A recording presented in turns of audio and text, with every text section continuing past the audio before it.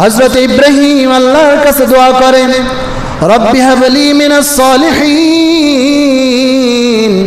আয় আল্লাহ আপনি আমাকে একটা নেককার সন্তান দেন, আয় আল্লাহ আপনি আমাকে নেককার সন্তান দেন। হযরত ইব্রাহিম আল্লাহর কাছে নেককার সন্তান চায়, এমনি ছেলেও চায় না, মেয়েও চায় না, শুধু সন্তানও চায় না। আমরা ছেলে চাই, মেয়ে চাই, সন্তান চাই। হযরত ইব্রাহিম আল্লাহকে একবার বলেন নাই যে আল্লাহ ছেলে দেন, আল্লাহ মেয়ে দেন, আল্লাহ শুধু সন্তান দেন, এটাও হযরত ইব্রাহিম বলেন নাই। হযরত ইব্রাহিম বলছে, রব্বি হাবলি মিনাস সলিহিন, আয় আল্লাহ এমন সন্তান দেন যেই সন্তান নেককার হবে। যেই সন্তান কি হবে? যেই সন্তান নেককার হবে। আবার হযরত ইব্রাহিম দোয়া করেন, রব্বানা হাব লানা মিন আজওয়াজিনা ওয়া যুররিয়াতিনা কুররাতা আয়ুন ওয়াজআলনা লিল মুত্তাকিনা ইমামা। হযরত ইব্রাহিম আল্লাহকে বলেন, আল্লাহ আপনি আমাকে এমন বিবি দেন, এমন স্ত্রী দেন, এমন পরিবার দেন, এমন সন্তান সন্ততি দেন যাদেরকে দেখলে কুররাতা আয়ুন, আমার চক্ষু জুড়ায়া যায়, আমার চক্ষু শীতল হয়ে যায়, এমন সন্তান দেন, এমন স্ত্রী দেন। জাআলনা লিল মুত্তাকিনা ইমামা, আয় আল্লাহ আপনি আমাদেরকে মুত্তাকি, আমাকে মুত্তাকিদের ইমাম বানান, মুত্তাকিদের ইমাম বানান। এমন ইমাম বানায়েন না যারা মুত্তাকি না, এমন ইমাম, এমন নেতা বানায়েন না যার অনুসারীরা মুত্তাকি হবে না। আল্লাহ আমি যেন মুত্তাকি হই, আমার অনুসারীরাও যেন মুত্তাকি হয়, এমন ইমাম আপনি আমাকে বানান। হযরত ইব্রাহিম আল্লাহর কাছে 1 বছর 2 বছর নয়, একাধারে 86 বছর বয়স পর্যন্ত হযরত ইব্রাহিম আল্লাহর কাছে সন্তানের দোয়া করে।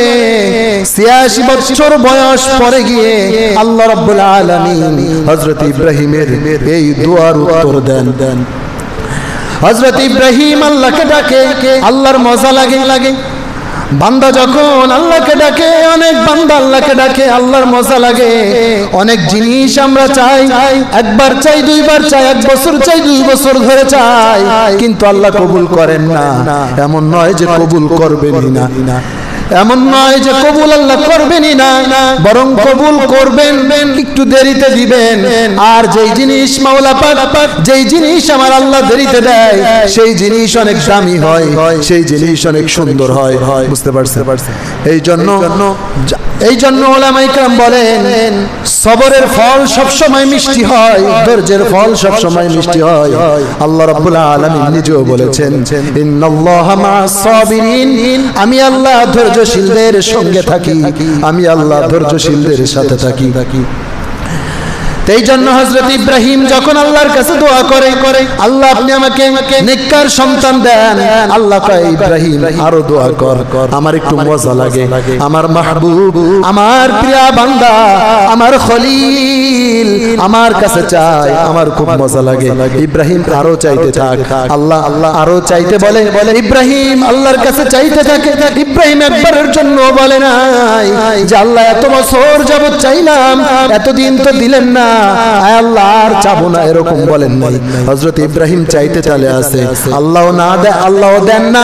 এরকম 86 বছর বয়স পার হয়ে গেছে, হযরত ইব্রাহিমের দাড়ি সাদা হয়ে গেছে।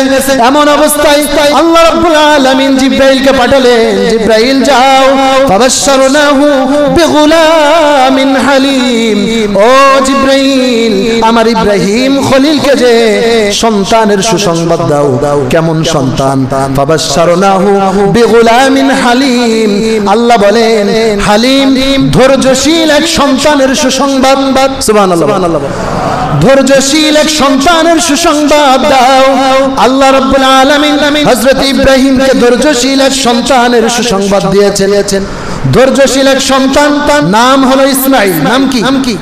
ইসমাঈল এমন এক নবী আল্লাহ রাব্বুল আলামিন হযরত ইব্রাহিমকে দান করলেন, যেই নবী, এমন নবী, এই নবী হলেন আমাদের নবীর সিলসিলার নবী।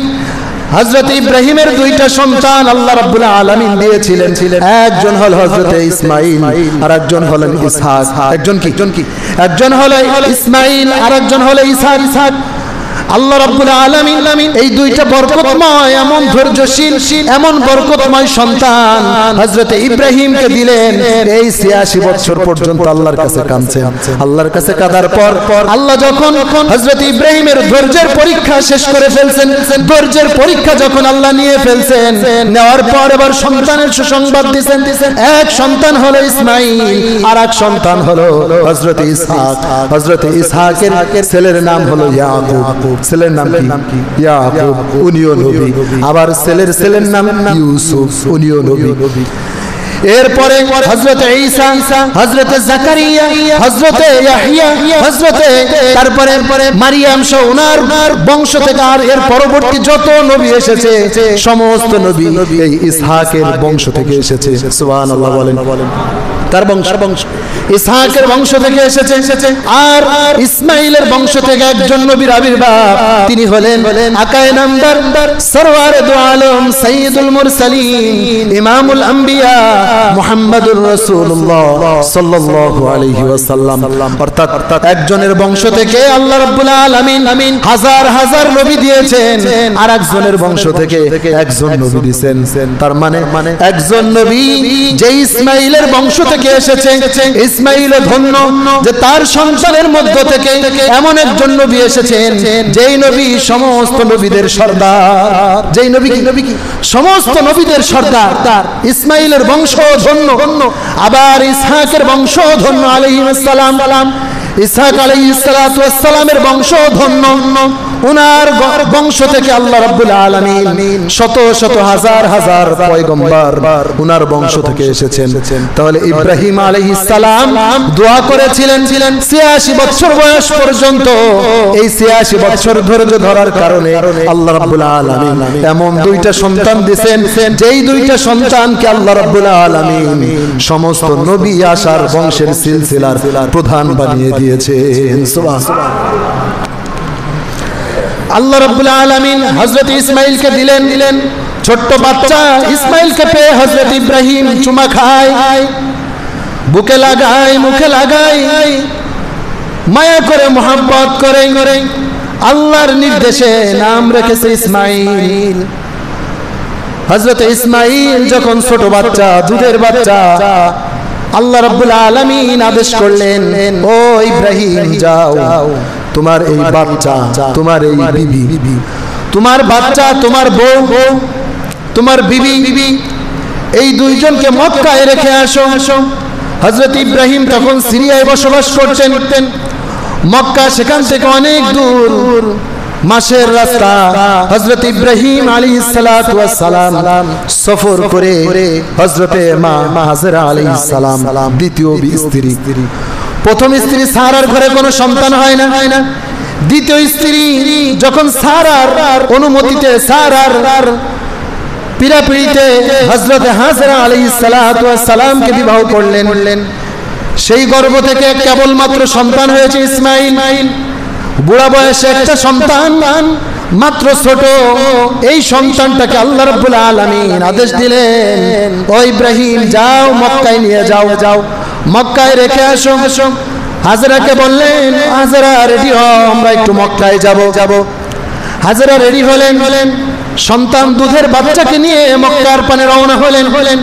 মক্কায় যাওয়ার পর একটা নির্দিষ্ট স্থানে আল্লাহর হুকুম যেখানে ছিল বাইতুল্লাহর পাশে, এখানে গিয়ে মা হাজেরা আলাইহিস সালাম এবং ইব্রাহিম আলাইহিস সালাতু ওয়াস সালাম ওনারা এখানে বসলেন। হযরত হাজেরাকে এখানে রেখে কিচ্ছু হযরত ইব্রাহিম বললেন না, শুধু বললেন যে এখানে থাকতে থাকো। হাজেরা আলাইহিস সালাতু ওয়াস সালাম স্বামীর দিকে শুধু তাকায় থাকলেন যে স্বামী কি করতেছে। এখানে তো কোনো মানুষ নেই, এখানে কোনো বসবাসের কোনো স্থান নেই, পানি নেই, গাছ নেই, খাবার নেই, কিছুই নেই, মরুভূমি, জনমানবহীন জনশূন্য এলাকা, যেখানে কোনো পানিও নেই, কোনো খাদ্য নেই, কোনো কিছু নেই। এমন একটা জায়গায় আমার স্বামী আমাকে রেখে যাচ্ছে। হযরত হাজেরা আলাইহিস সালাতু ওয়াস সালাম যখন ইব্রাহিম আলাইহিস সালাম চলে যাচ্ছেন, পিছন দিক থেকে ডাক দিয়ে বললেন, স্বামী কিছু জানতে চাই না, তবে একটা জিনিস, একটা কথা বলে যান। এই জনমানবহীন জনশূন্য এলাকায়, যেখানে খাবার পানিও নেই, খাবার নেই, পানিও নেই, কিচ্ছু নেই, এমন একটা এলাকায় আপনি আমাদেরকে রেখে যাচ্ছেন। স্বামী শুধু একটা কথা জানতে চাই, এই এমন একটা জায়গায় আপনি কি আপনার নিজের ইচ্ছায় রেখে যাচ্ছেন নাকি আল্লাহর আদেশ এই জন্য রেখে যাচ্ছেন? হযরত ইব্রাহিম আলাইহিস সালাতু ওয়াস সালাম কেমন পরীক্ষা দিচ্ছেন, এটা কেমন এক পরীক্ষা এক পিতার জন্য। তার কলিজার টুকরা সন্তান অনিশ্চিত ভবিষ্যতের জায়গায় রেখে যাচ্ছেন, এমন একটা জায়গায় রেখে যাচ্ছেন, এখানে বাঘে খাবে, নেকড়ে খাবে, নাকি না খেয়ে মারা যাবে, নাকি কে কোথায় নিয়ে যাবে তার কোনো ঠিকানা নেই, তার কোনো নিশ্চয়তা নেই। হযরত ইব্রাহিম আলাইহিস সালাতু ওয়াস সালামকে যখন হাজরা আলাইহিস সালাম জিজ্ঞাসা করলেন, স্বামী শুধু বলে যান এখানে যে রেখে যাচ্ছেন আপনার নিজের মতে, নিজ ইচ্ছায় নাকি আল্লাহর আদেশ?